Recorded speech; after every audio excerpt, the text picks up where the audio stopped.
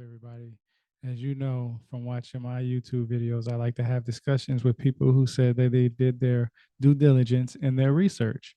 And because of that, I like to have these discussions with people because you never know what uh, knowledge that person may possess that you don't have. You don't always have to agree, you don't always have to disagree, but just having a discussion, I think, is very important. Doing my research based off of what you use as your sources, I will use those sources plus others. What I mean by that is I'll use your sources and then I want to see what your sources got their sources from, and so on and so forth. So I kind of want to find almost the originator of whatever it is we're discussing. So it's very important for me to research what you've researched because then I'll be able to tell what has been exaggerated, and I'll be able to tell what's coming back from what you've actually read and actually want to share, word for word almost. There's a couple of things that I want to talk about before we start this second video of probably going to be many videos. But I'm just going to talk about some of the points where I found interesting. One from my first video with V at 16 minutes and 16 seconds. Um, if anybody who's listening from and heard the first video, can you tell me what is accurate or not accurate with that statement, and can you give some clarification on it? Because I did do my research, and the time frames do fluctuate depending on where you get your sources from. But I want somebody to give me something more concrete. Um, I'll read the comments and see what you say, and then I'll read what you share, and then I'll do another video of what my research brought upon from what I found out from reading and researching your stuff and seeing if we can have a discussion about it. But let's go at 16 minutes and 16 seconds. 234,762 oracle bone inscriptions photos. Right. Okay. So these two databases are used in this article as the sources to compare characters in the Shang Dynasty's inscriptions with the American petroglyphs. So do you have any questions for this paragraph? So yeah, that's interesting because you talked about how the Shang Dynasty is the second dynasty in China, correct? Right? And according to the historical documents, yes. Right. But according to the archaeological evidence, it might be the first. It's right. Not true, but yeah. At least it was the second Chinese dynasty. Right. Ways it was used to get their point across, I guess, to whoever they were trying to keep the records for, so on and so forth.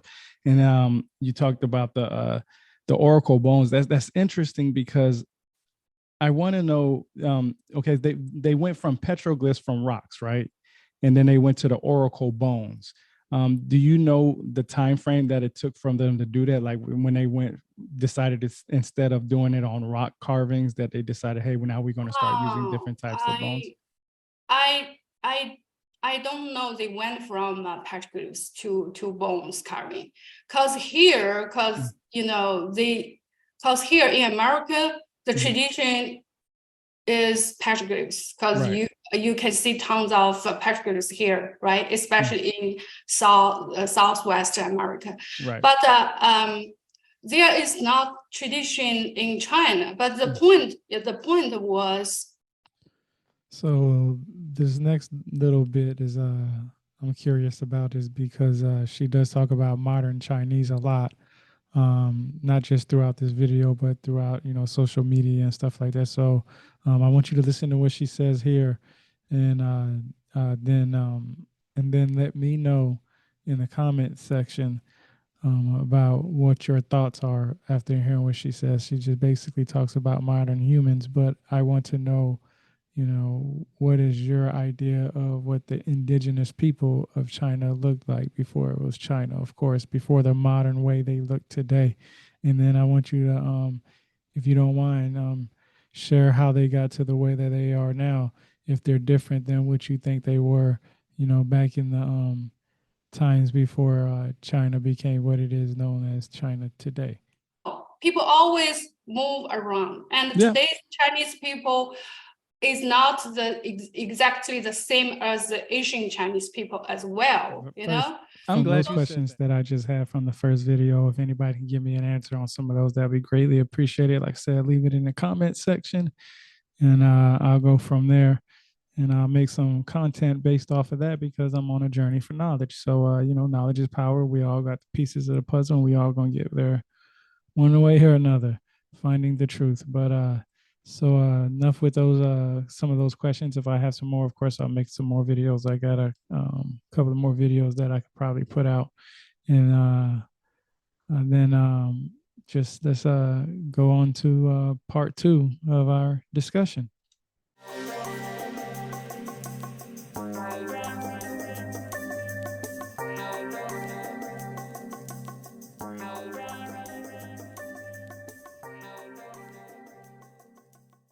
So you see early Song kings. So between Da Geng and Wu Ding, there is about 340 years. Wow. Here.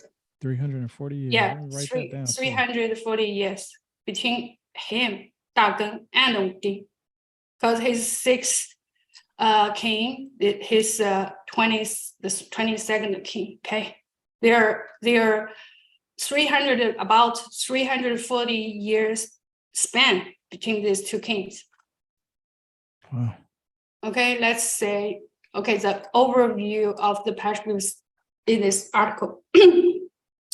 So among all the Song Dynasty script petroglyphs discussed in this article, the most significant type is the Song King's royal titles. For instance, 4 kings' royal titles can be identified in the petroglyphs at site A, and 2 kings' royal titles appear overwhelmingly in the petroglyphs at site B. The second, not only 2, there are 3 kings, but 2 of the 3 appears overwhelmingly. The second significant type is characters associated with the Song kings, such as Wang. Wang means king. Huang means royal emperor, the Song king's surname. Another significant type is characters related to sacrifice and divination. So that's the outstanding Song's culture, okay? So the oracle bone inscriptions is nothing other than sacrifice and divination, okay? Okay.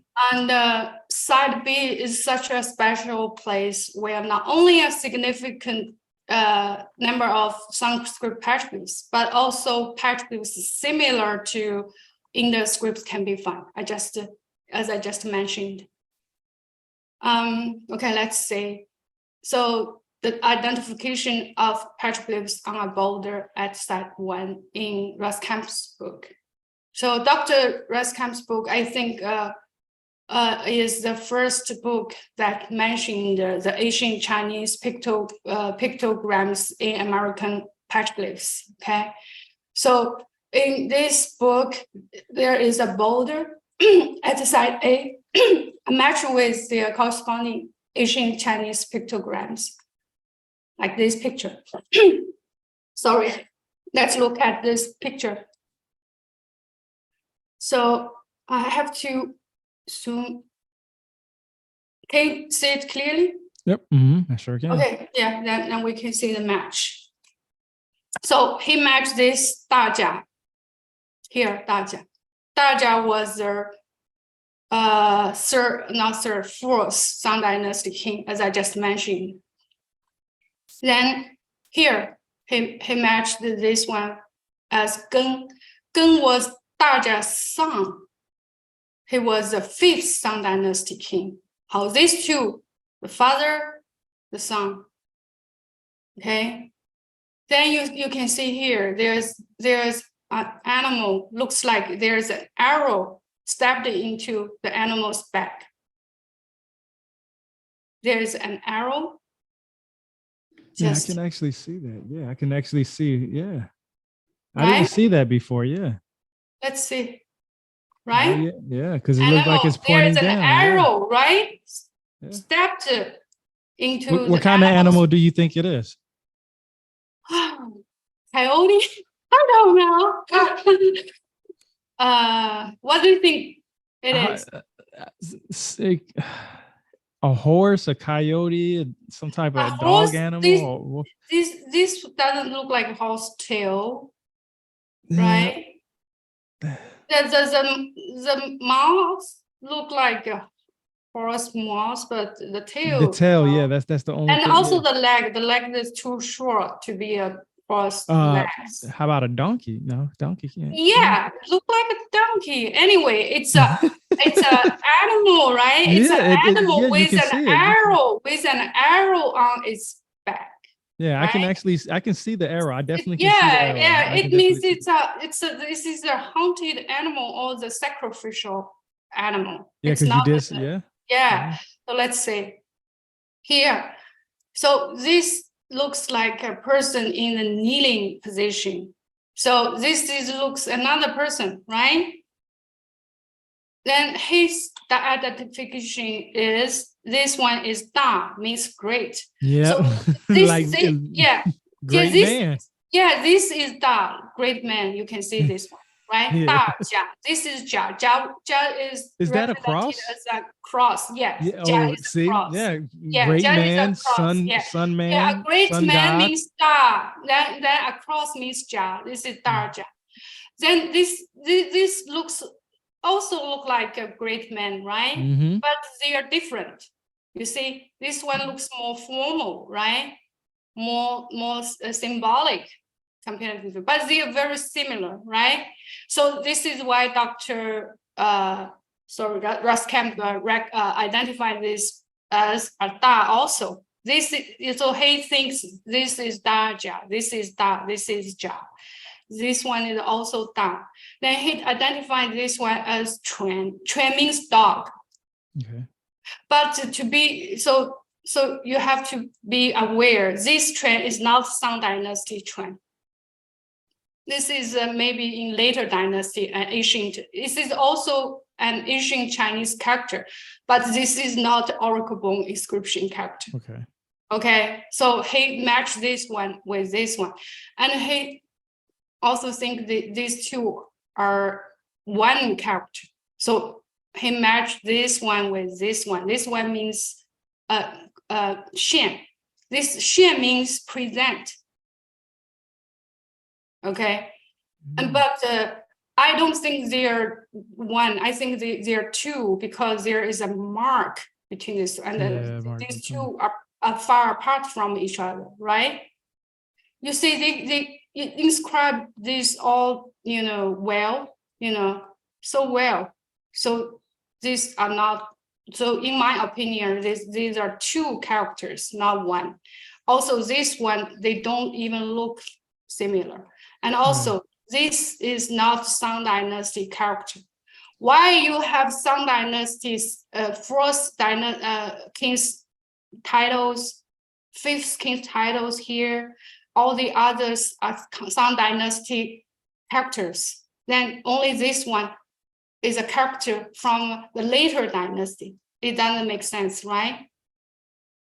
So this is not a Song Dynasty character, this trend. Okay. So in Song Dynasty, trend wasn't written this way. So anyway, so this is why I say I agree with the identification of Da Jia, the first Song Dynasty king, and Geng, the fifth Song Dynasty, not the sixth Song Dynasty king, and Jie is this one.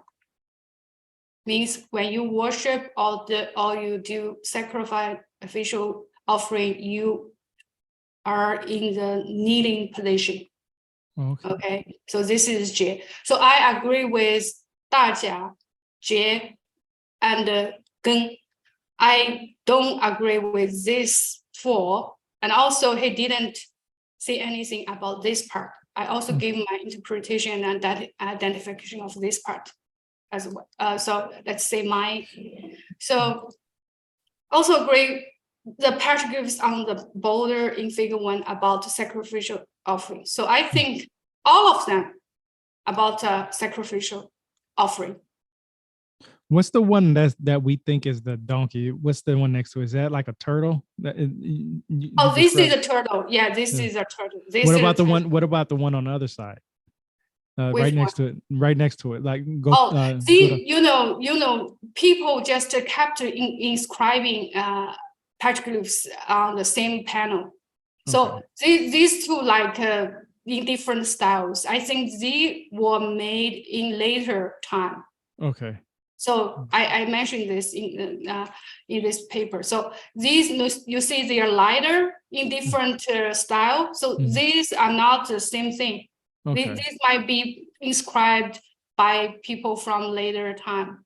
Okay, that makes sense because it doesn't match up what's yeah. Okay. Yeah, you Bold see, letters. they obviously this is like a human's head, right? This is like an animal, and these are very deep, you know, formally carved. These are very light, right? So I also think these petroglyphs about sacrificial offering, as Dr. Roskamp mentioned in this book. Other than the points I agree with, I have my own identification and interpretation of the other petroglyphs on this border. I name it border 1 in the following section, and think these petroglyphs are Shang Dynasty script instead of any other ancient Chinese. Sorry, this is another typo here. Chinese script. You see two sunken titles on the same panel, right? You see all of the other characters can be matched with sunken some scripts. So why you give this later dynasty's character here? It doesn't make sense. Right. Yeah, you're right. Because it doesn't look the same to me, that one. Yeah, first of all, they don't look same, right? Yep. Secondly, why you put a character from the later dynasty inside the Shang Dynasty's characters and the Shang Dynasty king's titles? Okay, so let's see my interpretation and identification for this folder.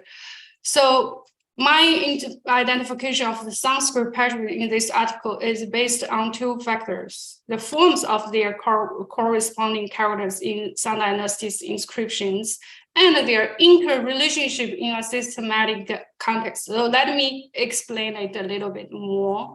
So for example, if there is nothing else, so if it's just this symbol or the turtle symbol, can I say, no, they are Shang Dynasty scripts? No way, right? They are coincidence, right? Maybe Native Americans inscribed like a person that inscribed a cross here, right? There's no way you look, you see this symbol, you say, oh, this is a Shang Dynasty's title. No way you say so, you know? Right. But you see a Shang Dynasty title, 大家, and next to it on the same rock panel, you see his son's title also, right? And also Shang Dynasty people were famous for sacrificial offering. This is what their oracle bone inscriptions for, okay? So then you see an animal like a sacrificial animal, right? Then you see, then this word is this word can be identified as 奏, which means present. This word can be identified as show, which means hunt or hunted animals, right? This character means during worship or sacrificial offering, the king was in the kneeling position, right? So all of these things together, so in a system of Shang Dynasty sacrificial scene and with 2 Shang Dynasty's kings titles, and they happen to be the father and the son. Does that make sense? So if I only see one or a couple which look similar to Shang Dynasty scripts, there's no way for me to say, oh, they are some scripts. No, I wouldn't do so. So because every single word, every single characters, petroglyphs on this border here can be matched with a Shang Dynasty characters, and each one of them's meaning can be interpreted. And also, they are correlated in a system. They can be depicted as a sacrificial offering scene. So this is why. So let's say one by one.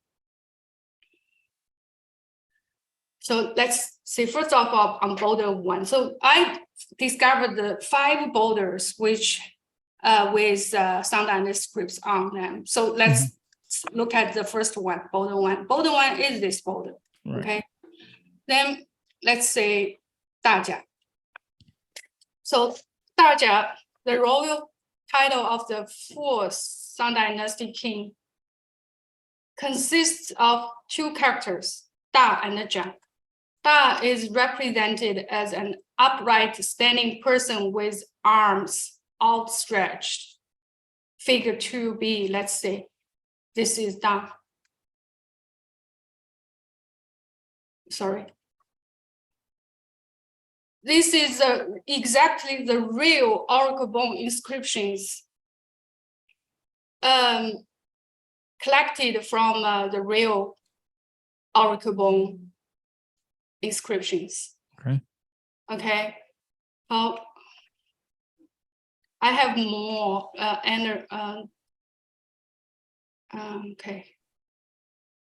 So has the meaning of great, a great person. So this is why his arms outreached, because he's a great person. So you can see person. We have ren. We have a character in Chinese pronunciation ren, which means ordinary person. You can see the arm is like this. Not like this. It's arm just like this. Okay. Only great person's arm is outstretched. Okay. So Jia, the first Tiangan I just mentioned, the second character in the king's titles are all taken from for Tiangan, Tan Tiangan. So 大家 the 大家 Da is a modifier, means great. Jia is from the first Tan Tiangan. The first Tiangan from Tan Tiangan is Jia. So Jia is represented as a cross, or a cross enclosed by a square in Shang Dynasty inscriptions. Let's say a cross or a square. That's interesting. That one strikes me the most because from my studies, like I told you that I study languages and stuff. If you look at the Hebrew language, the ancient Hebrew, the pictographs, because that's basically what this is, the cross meant X marks the spot. That's why Jesus died on the cross. That marks the spot of where he died at. Like I believe the word is Tav, T-A-V or something like that. I'm pretty sure it's T-A-V or something like that. But it was basically just marking a spot. Is that the same thing for this right here? No, Jesus was born only about 2,000 years ago. No, I'm talking about the cross that on this. What did the cross actually mean? Like what was the representation? We don't know. The scholars, several scholars had had several guesses, but the best theory I agree with is Dao Feicang, the scholar I just mentioned. He did a lot of astronomical archaeology. So according to his research, the cross was astronomical phenomenon. He has the exact the number of the year, but I cannot remember clearly. But it's around 12,000 BCE. Okay, so on that day, this is a summer solstice day or winter, the beginning of winter or winter solstice day. I forget. Okay, so but it's a very important day. On that day, the sky looks like so there is a constellation here. Mm-hmm. And there is another one, and there is another one, there is another one. So it appeared very obvious, huge cross on the northern sky on that day. Mm-hmm. I think all of people in the northern sphere could see this huge cross in the sky at that time. Yep. And that's So what I was saying. Like in ancient Hebrew, when you look at ancient Hebrew, the pictographs, it's actually TAW. It's not it's TAW or TAV, depending on how you look at it. But it was basically a way to mark a location. It was basically two cross sticks. Basically, it gave you a mark. It was a sign, a signal, or a monument, or something like that. The sound was basically T. So that's why I was asking, because it looked, this right here, these crosses right here, look at almost identical to the Hebrew cross. Oh, yes, it really does. And I'll send you a link to that later so you can look at it, because I actually done a podcast discussion with Jeff Benner. And he's a Hebrew scholar who studies the pictographs from that time frame. And he has a whole bunch. He has about 14 books. I've read 14 of. He has 20. He's an author of 20 books, but I've read 14 of his books. And I'm telling you, when you look at the cross, when I send you this, you're going to look at it and you're going to be like, yes, that's interesting, because it actually meant, like, the cross doesn't mean what it meant today. It was actually just marking a location, like finding treasure somewhere. Like, here's the location. When you remember the old cartoons when I think the cross meant differently to different nations, ethnic groups, cultures in different time periods, right? So, but according to the Dao Feicang, my favorite scholar, his research, he thinks the origin of the cross sign was the sky, the astronomical phenomena appear about 12,000 BCE, and then the Swantiska is same thing, because this cross kept deflecting 50 degrees in each season. So this is why the Swantiska is like a rotating cross, right? So we don't go so far for that, but just to give the audience a little bit sense for that. So let's say the cross. Then let's see the real Dajia's title in Oracle Bone. This is all the real Oracle Bone inscriptions. That right there, fascinating. Collected from the real Oracle Bone inscription. You see, they wrote Dajia from right to left, right? Sometimes they from left to right. 大家. Then I've also seen they wrote from up to bottom. They were very random for the writing order in some dynasties inscriptions. So you say 大家, then 大家, then 大家. So you see the distance between, so are different, right? Yeah. So they were very random. It looks really good.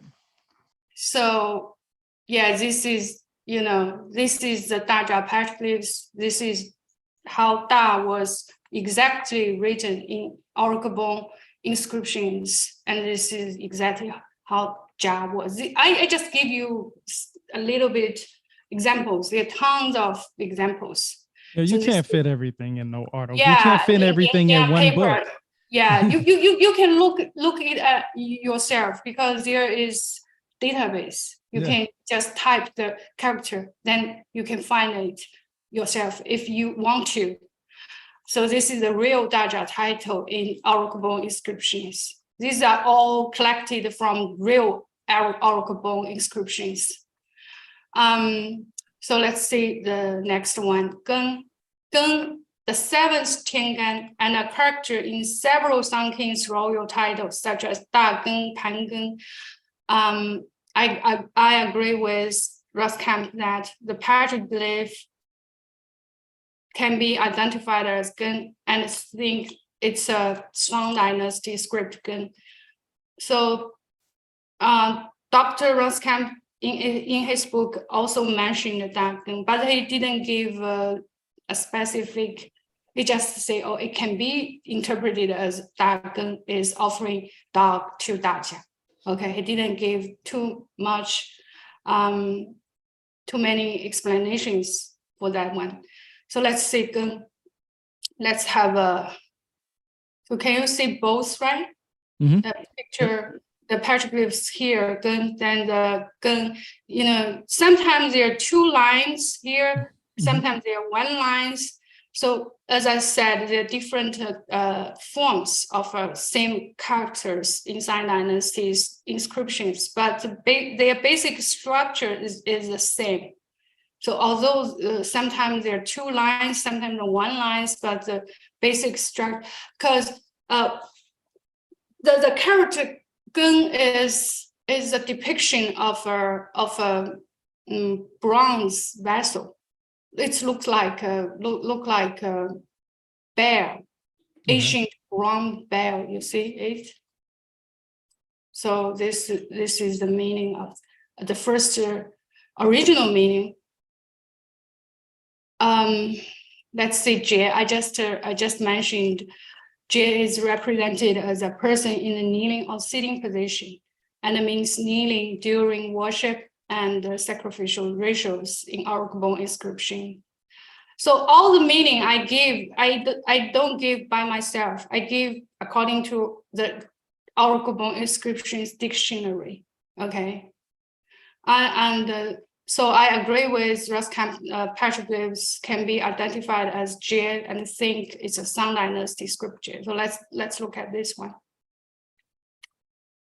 So you can see sometimes this character face towards right, sometimes face towards left. This one these three face towards left. These two are facing towards right. This one, I think, facing towards right. So this is the feet. This is a knee. This mean maybe this person is raising his hands in the kneeling position. You see the feet here, the knee here. Not exactly the same, but you can see the meaning they want to express is similar, just like a person in the kneeling position. That's interesting. So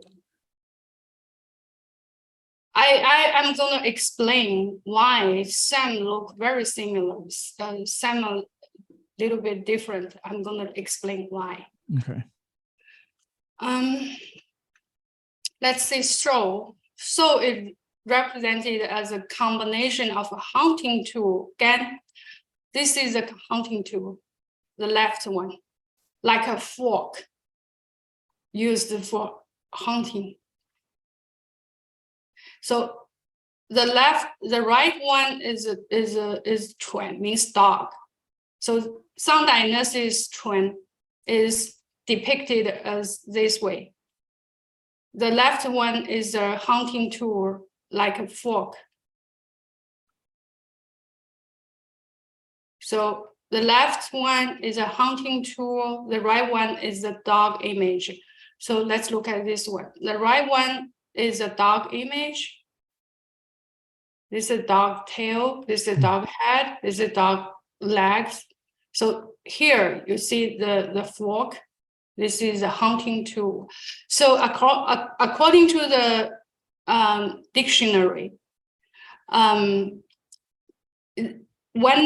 left one is a hunting tool, the right one is a dog image, because dog is good at chasing animals. Right. So you have a hunting tool, you have a dog which is good at chasing animals. So the combination of these two symbols means hunt or hunted animals. So this is explained in oracle bone inscription dictionaries. Okay. So this is why I identify this image as the characters. So because they are consistent in constructions. So the left one is a depiction of the hunting tool. The right one is a depiction of a dog. We have these characters exactly in oracle bones and have meaning. Yeah. So let's say Wang. So we have a lot of Wang in real oracle bone inscriptions because, as I said earlier, the oracle bone inscriptions about the reigning kings,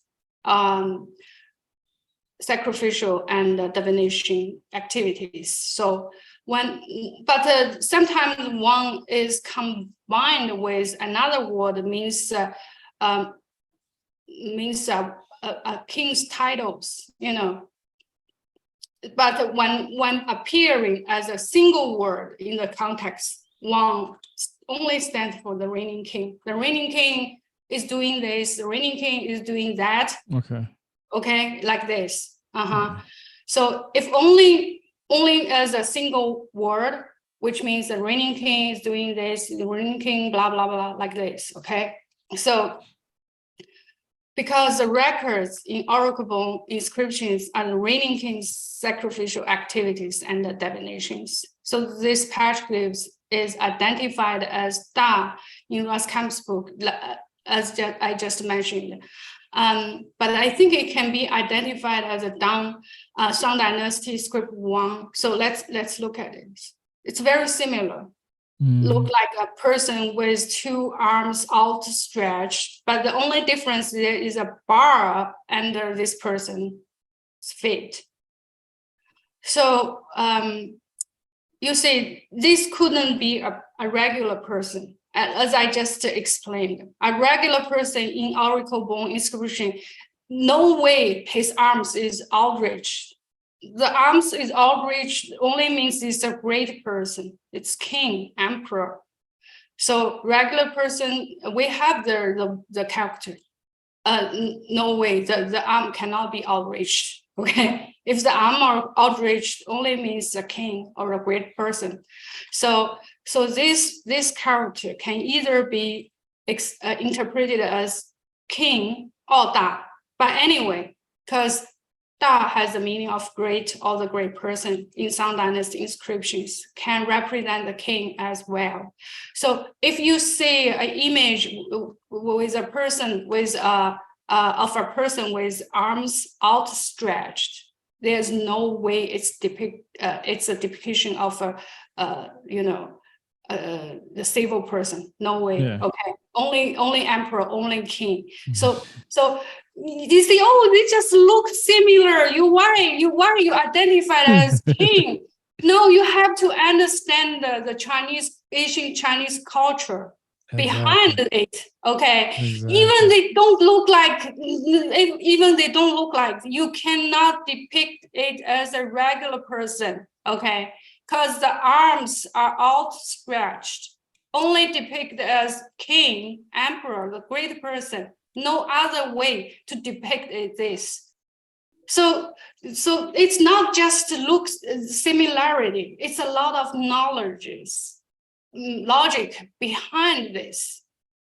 So when you see a person in this image with arms outreached or raised, only means a great person, emperor, king, no other ways. Okay, let's see this one. Then